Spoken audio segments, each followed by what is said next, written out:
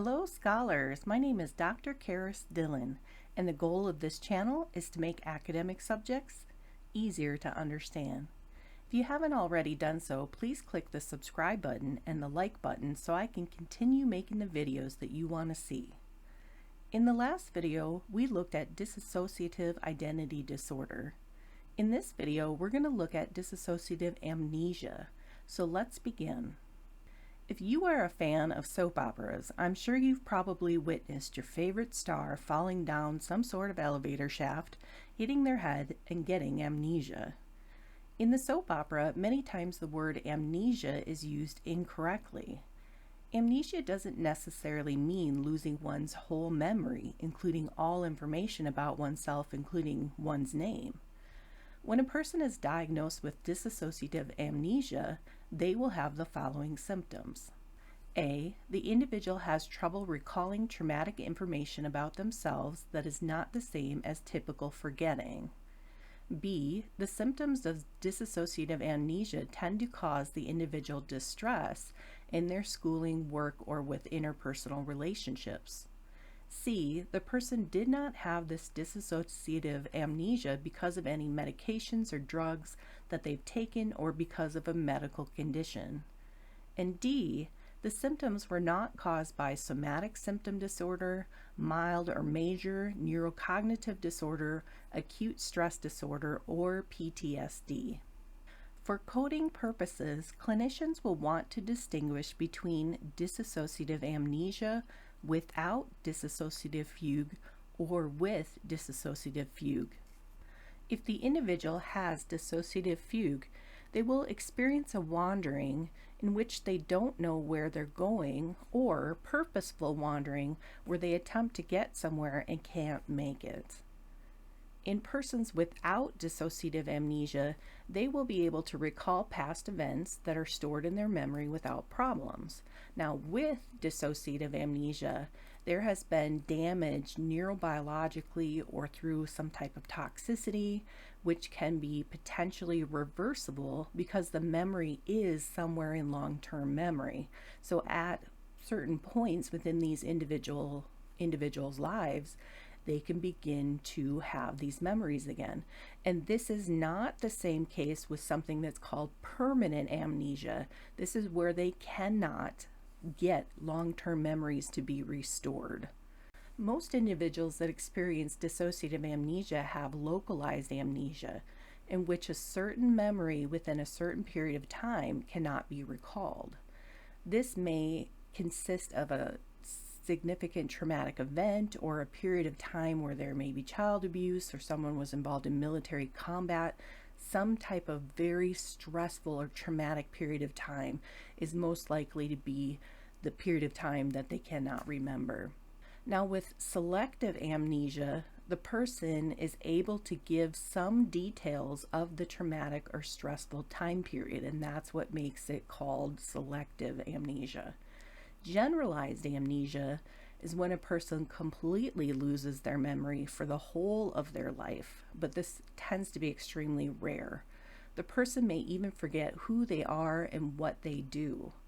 Others may lose previous knowledge about society and no longer have the skills, which psychologists call procedural knowledge, to be able to navigate the world in front of them. And unfortunately, those individuals with generalized amnesia often end up in nursing homes or care facilities where they'll be taking care of the rest of their lives.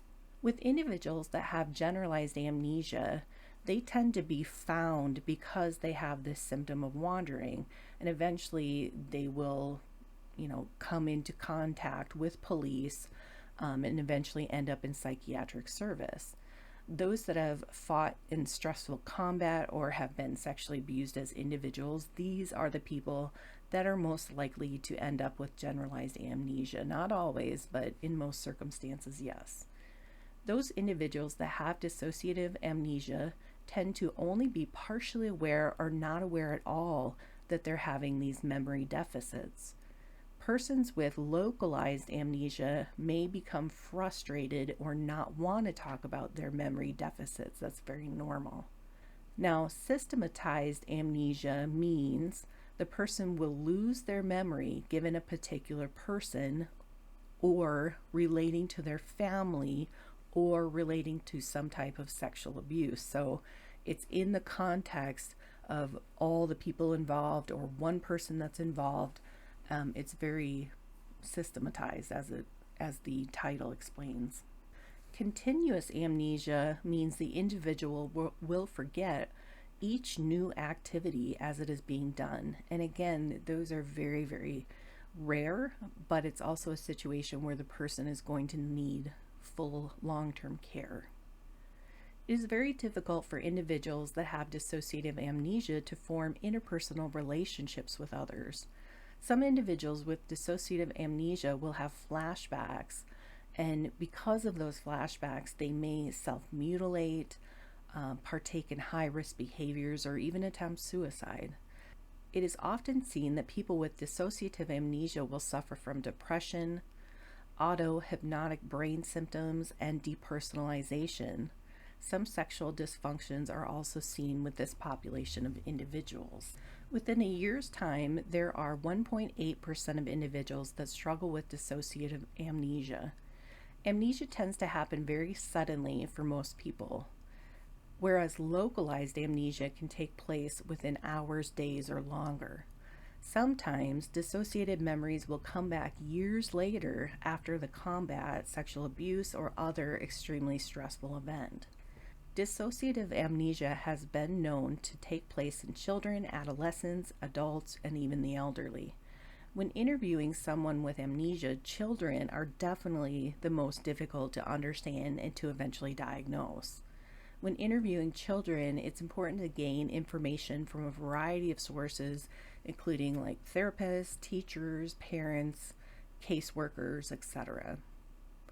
If a child, adolescent, or adult has been through a natural disaster, gross maltreatment, war, genocide, has been placed in a concentration camps, these put the individual at a much higher risk of dissociative amnesia. The more incidences, too, that a person lives through, the more likely they are to suffer from dissociative amnesia. When an individual with dissociative amnesia begins to have memories of the past, this can bring about a variety of feelings, including guilt, shame, grief, suicidal and homicidal ideations, dysphoria, as well as impulses to act upon one's feelings. These individuals may then meet the criteria for major depressive disorder, persistent depressive disorder, and adjustment disorder. It is normal for individuals with dissociative amnesia to have PTSD, especially when memories are resurfacing. They may also begin suffering from conversion disorder or somatic symptom disorder. And then personality disorders, especially avoidant personality disorder, dependent personality disorder, and borderline personality disorder can develop. All right, well, we have reached the end of this video. If you have any comments or questions, please leave them in the comments section below. I'm more than happy to answer anything that I can, and if I don't have the expertise to answer, I'll tell you, and maybe hopefully give you some idea of where you can find that information. Thank you so much for being part of this channel, and I hope to talk with you in the future. All right, have a good one.